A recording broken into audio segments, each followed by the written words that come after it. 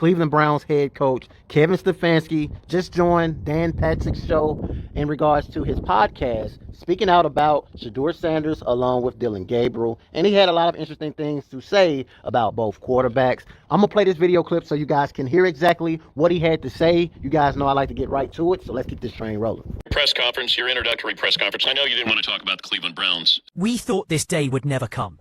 We thought Kevin Stefanski was too stubborn, too arrogant, and too set in his ways to ever admit the truth. But moments ago, the unthinkable happened. Kevin Stefanski didn't just name Shedeur Sanders the starter. He stood in front of the team and apologized. He admitted that he held the kid back. He admitted the game plans were wrong. And he officially handed the keys to the entire franchise to Shedeur Sanders. I think a lot of people are taking something away from what Shedeur said about Kevin Stefanski getting fired, though. I don't know that a lot of people are, but I am, and I think that's why it's funny to me. Is that I'm like, is everyone else picking up what I'm hearing in that, and the idea that people wanted this big grandiose? I don't know what they wanted. Did people want him to do what Shelby Harris did, where he basically cried at the locker? So he was the best coach he's ever had. Yeah, like did you want a DeJuan Jones type situation? Like legitimately, his answer is things are gonna happen. Former Cleveland Browns head coach Kevin Stefanski just joined Dan Patrick's show in regards to his podcast, speaking out about Shedeur Sanders along with Dylan Gabriel, and he had a lot of interesting things to say about both quarterbacks. I'm going to play this video clip so you guys can hear exactly what he had to say. All right, guys, welcome back. And I need you to understand something before we even get into the details of this story. So, don't skip a single second of this video. And if this story touches your heart, give it a like, subscribe to the channel, and let us know in the comments. Where are you watching from? Let's begin. This wasn't just a moment, it was a message. And the second that apology hit the airwaves, every real NFL fan felt it in their gut. Because this didn't sound like PR. It didn't feel rehearsed. It didn't feel like one of those clean, corporate apologies that get pushed out just to quiet the noise. This felt heavy.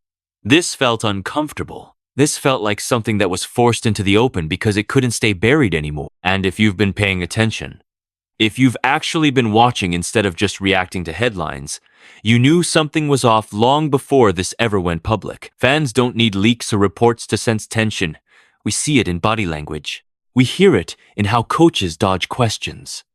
We feel it in how certain players are talked about differently, like they're being evaluated through a completely different lens. So when that apology finally happened, it didn't shock us. It confirmed what we already suspected. Because moments like this don't come out of nowhere. Coaches don't just wake up one day and decide to admit fault. Organizations don't suddenly flip their tone unless pressure has been building behind the scenes for a long time. And that's why this hit so hard. Not because of the words themselves, but because of what they represented. A crack in the wall. A rare moment where the power dynamic shifted, even if just slightly, toward the player. And let's be clear about something right now. This wasn't about ego. This wasn't about a young quarterback demanding attention or trying to big-time anyone. This wasn't social media pressure or fans yelling loud enough to force a reaction. This was about credibility, about trust, about the one position in football where belief matters more than anything else, quarterback. Because when a quarterback walks into a building, everything revolves around him, whether teams want to admit it or not. The locker room watches how he's treated. The receivers listen to how coaches talk about him. The offensive line feels it in the play calling. And when there's even a hint that the guy under center doesn't have full backing, the entire foundation starts to shake. Fans feel that too. That's why this apology felt different. It wasn't fixing a headline. It was trying to repair a fracture. And here's the part people are missing. The reason this moment landed the way it did is because the player never had to say a word. No tweets, no cryptic posts, no public complaints. Just presence. Just patience. Just standing firm while the situation slowly bent around him. That's power. Real power. The kind that doesn't announce itself until the room finally has to acknowledge it. We've seen this before. We saw it with guys who were questioned, doubted, quietly resisted until the organization had no choice but to course correct. And every time it happens, fans react the same way. Because deep down, we're not just reacting to football decisions, we're reacting to fairness, to respect, to the idea that talent and leadership should actually matter more than comfort and control. So no, this apology wasn't the beginning of the story. It was the final symptom, the visible confirmation that something had been building for weeks, maybe longer. Pressure behind closed doors, conversations that weren't supposed to leak, doubts that finally reached the wrong ears. And once you understand that, you realize this wasn't a random moment caught on camera. It was the point where everything finally boiled over. Before the headlines ever exploded, before the apology, before the cameras caught that uncomfortable silence, this player's reality inside the building looked very different from the story fans were being told. And that's the part that matters. Because what happens on the depth chart rarely matches what's actually happening in the room. On paper, everything looks simple. A quarterback room with competition. A coaching staff saying the right things about patience and development. A media narrative built around phrases like raw, project, not quite ready yet. You've heard it 1,000 times. It's the safest language in football. It buys time, it keeps options open, and it gives cover to decisions that don't always have much to do with Sunday performance. But behind closed doors, the reality was sharper. Reps weren't split evenly. Opportunities weren't neutral. Certain mistakes were magnified, while others were brushed off as learning moments. That's how you know when a quarterback battle isn't really a battle. Because when coaches already have a preference, competition becomes a filter, not a fair fight. And let's talk about that preference. Because this is where fans get frustrated. Coaching staffs love quarterbacks who fit their system cleanly. Not necessarily the ones who stretch it, not the ones who challenge play calls or ask why a read looks the way it does. The comfortable choice is the quarterback who runs what's called even if it caps the ceiling. The uncomfortable choice is the one who sees the game faster than the structure around him. So when the media kept pushing the idea that this player wasn't ready, that he needed more time, more seasoning, more patience, it didn't fully line up with what teammates were seeing in practice. Players notice command. They notice confidence. They notice who huddles gravitate toward. And that's why locker room belief often forms long before public belief ever catches up. We've seen this movie before. Think Jalen Hurts early in Philly. Think Lamar Jackson before the offense was built for him. Think about how often not ready really means not familiar enough for the people in charge. Readiness isn't just about reads and footwork. It's about trust. And trust is decided by the people controlling the reps. So ask yourself this. Who benefits from the narrative that a young quarterback needs to wait? Who gains leverage when patience is preached, but opportunity is delayed? Because the quarterback isn't the one protected by that storyline. It's the system. It's the decision makers who don't want to admit they might need to adjust. Publicly, fans were told to be patient.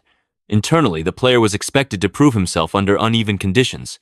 That's the contrast. That's the tension. And that's why this situation simmered instead of settling. Because at some point, talent starts to clash with comfort. And by the time the headlines hit, this player wasn't just fighting for snaps anymore. He was fighting for belief. This is where the story stops being polite and starts getting real. Because the biggest obstacle in this whole situation was never arm strength, or reads, or footwork. It was the quiet undermining that nobody wanted to talk about out loud. See, criticism in the NFL usually shows up on film. Missed throws, bad decisions, turnovers. That's the honest stuff. But this wasn't that. This was the other kind. The kind that lives inside conversations and coded language. Words like personality, fit, temperament. The kind of labels that sound harmless on the surface but follow a player everywhere once they stick. Too confident, too big for the room, not coachable enough, not patient enough. You hear those phrases and they don't show up on the stat sheet, but they absolutely shape careers. Because once a quarterback gets tagged that way, every mistake confirms the bias, and every success gets explained away. That's how the system protects itself. And fans know this pattern. We've seen it before. Talented players slowed down not because they couldn't play, but because they didn't make the people in charge comfortable. Because they asked questions. Because they saw the field differently. Because they didn't shrink themselves to fit the structure. And instead of adjusting the environment pushed back. This is where football decisions quietly cross into personal judgment. Because now it's not about whether a throw was late. It's about whether a coach likes how a quarterback carries himself. It's not about production. It's about perception. And once that happens, development stops being objective. What makes this part uncomfortable is that none of it shows up in press conferences. Coaches don't go to the podium and say, "I don't like his confidence." They say he needs more time. They say he's still learning. They say they're protecting him. And the media repeats it because it sounds responsible. Meanwhile, the player feels the resistance every single day. You feel it in shortened leashes, in play calling that doesn't trust you on third down, in reps that disappear after one mistake. And fans feel it too, even if they can't always explain it. Because when a quarterback plays free and decisive one week, then suddenly looks constrained the next, that's not random, that's control. And this is why people get defensive when this stuff gets exposed. Because it challenges the idea that everything in the NFL is purely merit-based. It forces the uncomfortable truth into the open. That comfort matters. That authority matters. That sometimes the system would rather slow down a player than admit it needs to adapt. This isn't about villainizing one coach or one decision. It's about recognizing a pattern that keeps repeating itself. A league that celebrates leadership until it doesn't look the way leadership has always looked. Fans are tired of pretending this doesn't exist. Tired of watching talent get framed as a problem instead of a solution. And here's the key thing. Once these whispers start circulating, they don't stay contained. They reach the front office, they reach ownership. And when that happens, the pressure changes direction. Because now it's not just a football debate anymore. It's an organizational one. This is the moment where everything changed inside that building, even if most fans never saw the exact second it happened. Because real power shifts in the NFL don't come with tweets, they don't come with leaked quotes, and they definitely don't come with flashy press conferences. They happen behind closed doors, in rooms where the tone drops, the voices get quiet, and decisions get made that permanently alter direction. At some point, leadership stepped in. Whether it was ownership, the front office, or a collective realization that things were drifting the wrong way, someone higher up finally said, "Enough. Not enough noise. Not enough drama.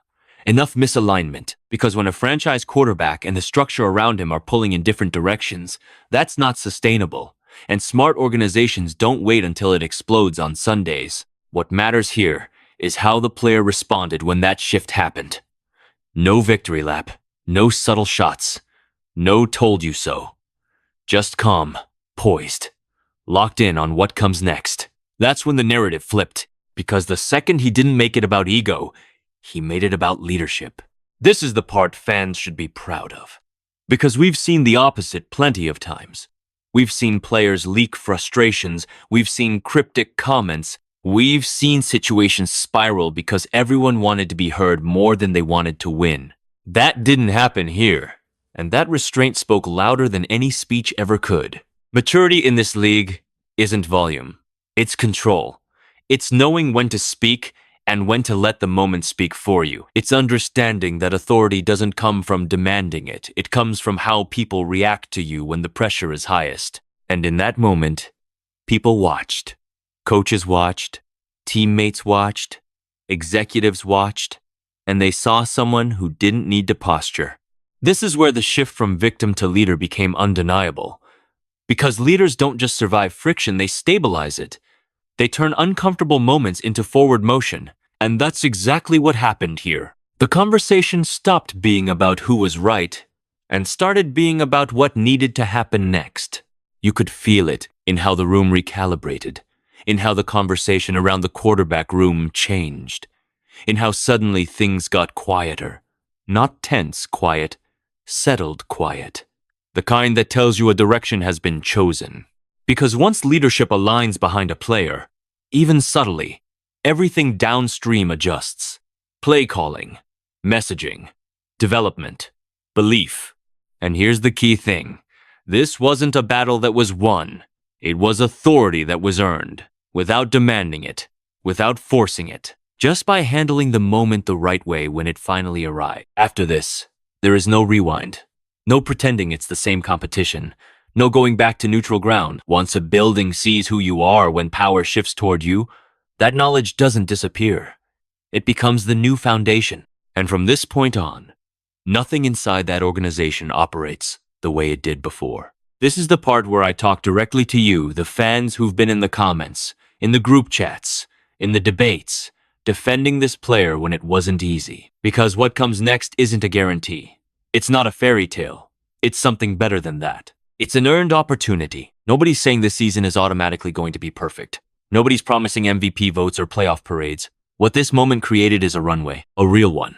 The kind young quarterbacks rarely get when narratives turn early. Now the excuses are gone. The fog is lifted. The direction is clear. And when that happens, everything speeds up. You're about to see a season that changes how people talk. Not overnight, but week by week, throw by throw, moment by moment. Because once belief enters the building, performance follows. Quarterbacks play freer. Receivers run sharper routes. Linemen block with conviction because they trust what's happening behind them. That's how football works. Confidence is contagious. You're also going to see a locker room rally in ways that don't always show up on TV. Veterans respect how this was handled. Young guys notice who stayed steady when the spotlight got hot. That matters. Leadership in the NFL isn't elected, it's observed. And once players decide who they trust, the tone of the entire team changes. And here's the bigger picture that people don't want to talk about yet. The league is watching. Front offices notice when a player bends a situation without breaking it. Coaches take notes. Media adjusts slowly. But it does adjust. We've seen it before. Remember when certain quarterbacks were labeled limited until the league had to redesign defenses to stop them? This is how it starts. Quietly. Reluctantly. Then all at once. This is what leaders do. They don't chase validation. They create alignment. This is how franchises change. Not with slogans, but with moments that force honesty. This is why fans believed. Because belief isn't built on hype, it's built on how someone handles pressure when it finally shows up at their door. What happens next is on the field. It always is. But now, for the first time, the fight is fair. The reps are real. The trust is visible. And that's all anyone ever asked for. A real shot. A real chance to show who you are when the noise fades and the ball is snapped. So, don't stand back and wait to see if this works before you lean in. Stand with it, confidently, critically, eyes open, because this isn't about blind loyalty. It's about recognizing a turning point when you see one. Moments like this don't promise greatness. They invite it. And now, it's time to see what happens when opportunity finally meets belief.